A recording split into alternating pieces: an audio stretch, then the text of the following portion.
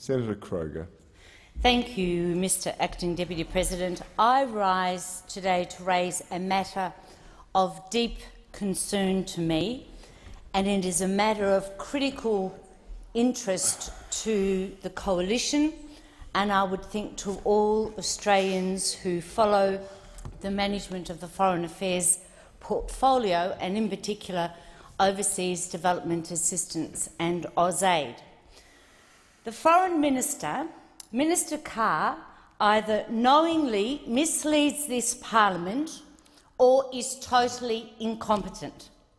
He is either in contempt of parliament or was installed in a job that he is miserably failing at. And those of us that participate in the Senate Foreign Affairs Defence and Trade Committee in those Senate estimates have seen a demonstration of this time after time at each Senate estimates. It is one that has happened since he was installed in the job following the retirement of Senator Arbib, and he was tapped on the shoulder and sort of massaged into the role by the Prime Minister, and on the basis that he would be made the Foreign Affairs Minister. And I actually am very sad that Senator Carr is not here today to personally hear what I have to say, because his behaviour over the last period of time since he has presided over this portfolio is an absolute disgrace. In question time, on the 14th of March, Senator Milne asked him questions in relation to the aid budget, and in one of the supplementary questions she referred to the government's continued commitment, whether there was continued commitment to the divestment of ODA and what percentage that was. And in one of those questions she said and asked, will the government be transparent in this year's budget as to what the exact dollar figure is that is already committed for climate finance in 2013 to 14, so everyone can see what remains for overseas aid? Minister Carr's response was, we are on target to reach 0.5%, as I said, and I have got my speech in front of me by 2016 to 17. We have said that before and we say it again. We are totally accountable in terms of every aspect of the AusAID budget. As I said at the Estimates Committee, you can find the details online, and we are proud of that level of accountability.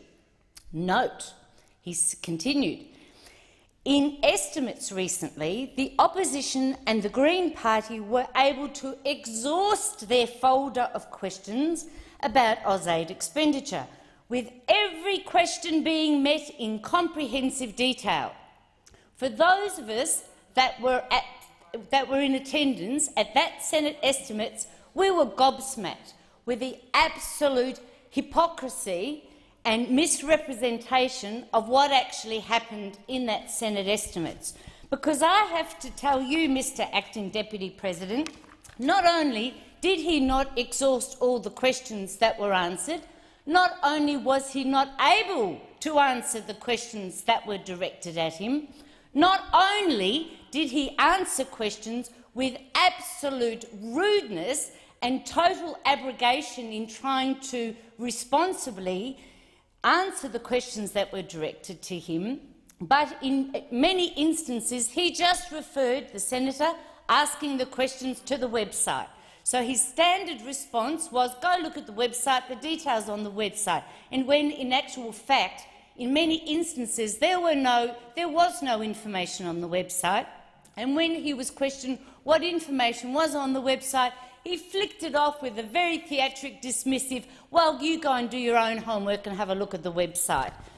What I have to tell you today, Mr Acting Deputy President, not only did he exhaust all our questions, not only did he so-called exhaust all the questions of the Greens, or the National Party, or the Liberal Party, so in the coalition, but, and I table here today, there are some 98 questions on notice that he was not able to respond to, that were put on notice. 98 questions. Have a look at them. That's how big the wad of paper is. That is what he is misrepresenting. He says that he is across it. He said that he answered all these questions. He came into question time. He either has absolutely no idea about what he's doing in this portfolio, or he was intentionally misleading the parliament. So which one is it? So, Mr Acting Deputy President, there are 98 questions on notice. The reporting date that the committee agreed to was the 12th of April 2013, and I look forward to receiving every answer to every question on notice, those 98 questions on notice, because clearly he either did not have a recollection that he did not exhaust all our questions, or he, as I said, came in here and misrepresented what was actual fact. Now, I just want to go to one of the issues that was raised in estimates, both in the, with the Department of Immigration and Citizenship and AusAID. And it just goes to the heart of the fact that the way in which AusAID is being managed is with absolute incompetence, and I'm not blaming the officers in AusAID here. I'm suggesting that the departmental oversight is sadly lacking, because in the Department of Immigration and Citizenship, Senator Cash, and I'm sorry she's just been relieved as Shadow Minister on duty by Senator Mason, so I hope she's listening to this, because it was through her prosecution that the Secretary of the Department, Mr Bowles, actually said that the responsibility for the $375 million that was ripped out of the aid budget, that was put into the, essentially, immigration to help plug the hole, make it look better, the paperwork look better, to pay for the asylum seekers onshore in Australia, that $375 million was the responsibility of AusAID. Now, when we questioned, Senator Cash at some length questioned Mr Bowles on this, and he confirmed that the $375 million was not the department was not accountable for the recording of that was actually the role of AusAID.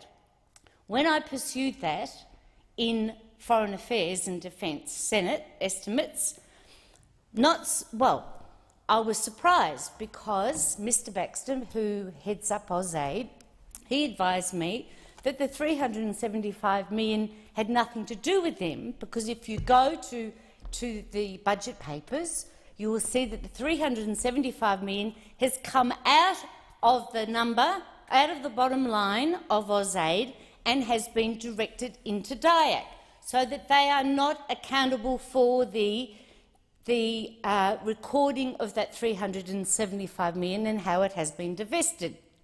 So across agencies, we had this confusion in the same week as who was accountable for this huge chunk of money that has come out of the AusAID budget.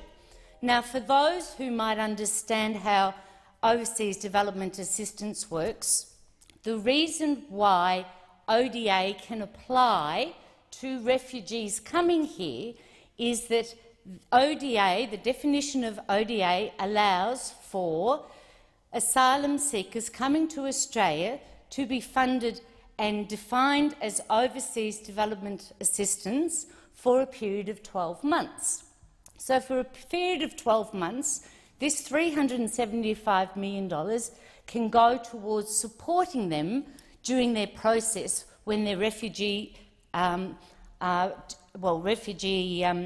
assessment is taking place. When the question was asked, well, when's the starting point for when this 12 months applies? Well, that sort of was one, that was just a question too hard. Is it when the patrol boats actually find a boat and and help the asylum seekers, put them on board and bring them to the mainland? Is it at that point in time when they identified that the 12 months starts? Is it when their foot hits Australia? Is it when they actually take the first step on Australia's land? Is that when the 12-month period commences? There was a deathly silence, like there is now. There was a deathly silence. Is it when— Order. Senator Lundy on a point of order. Look, can I just make a point of order about accuracy, I think it is, because I'm hearing a lot of reflections on what goes on at Senate estimates, and I would be very concerned, having been at a reasonable proportion of the Senate estimates being described, about the accuracy of the Senator's description of proceedings.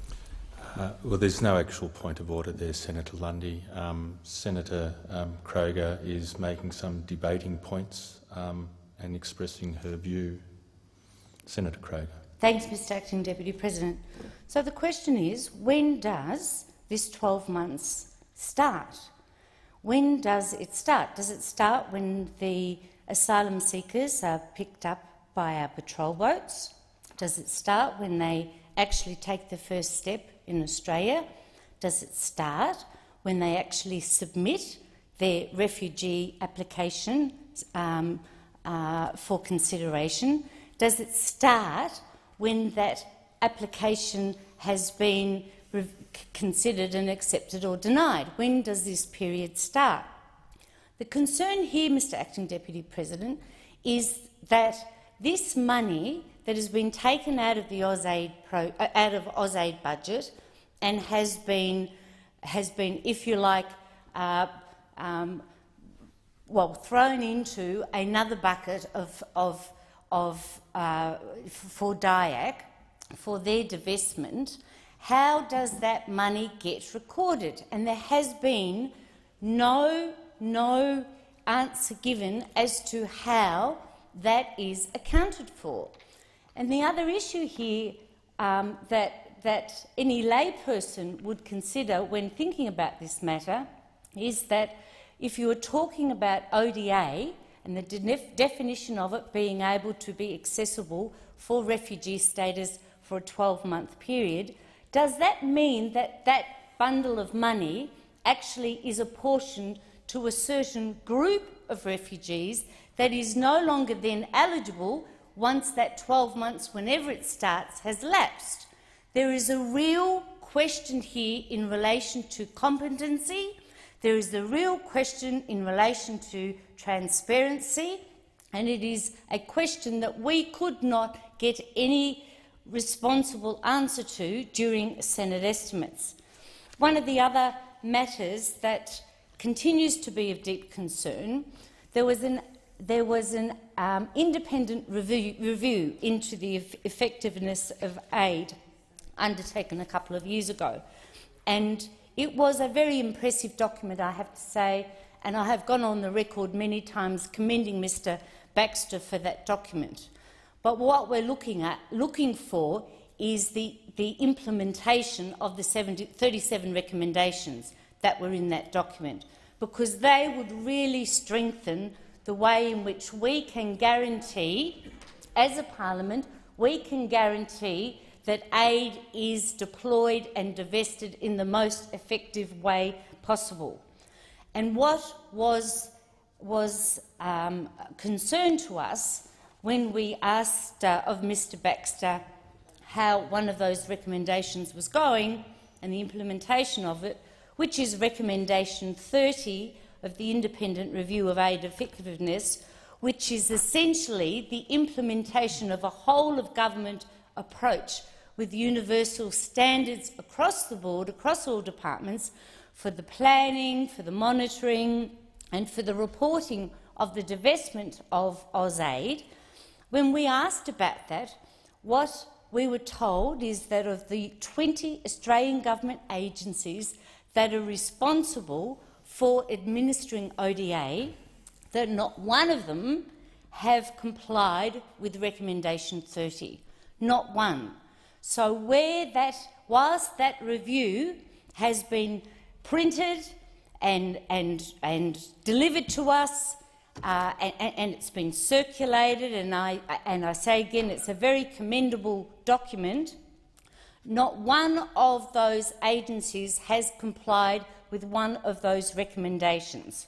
Mr. Acting Deputy President, I am a great supporter of overseas development assistance. I am a strong advocate in our responsibility to help people of other nations who require the support of civilised Western countries such as ours.